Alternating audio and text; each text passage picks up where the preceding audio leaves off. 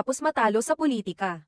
Matapos ang kanyang pagkatalo sa nakaraang 2025 national and local elections kung saan siya'y tumakbo bilang Vice Governor ng Batangas. Muling magbabalik telebisyon si Luis Manzano bilang isang TV host sa mga paboritong game show ng Kapamilya Network. Bagamat hindi pinalad sa larangan ng politika, hindi naman dito nagtatapos ang kanyang pakikibahagi sa publiko.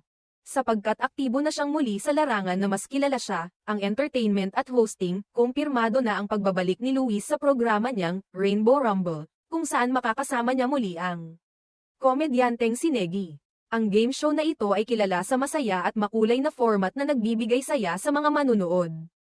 Inaasahang mas bubuhayin pa ng tambalang Luis at Negi ang programa sa kanilang natural na chemistry at mahusay na pagpapatawa. Bukod sa Rainbow Rumble, usap-usapan din na posibleng muling ilunsad ang dalawa pa niyang kilalang game shows. Ang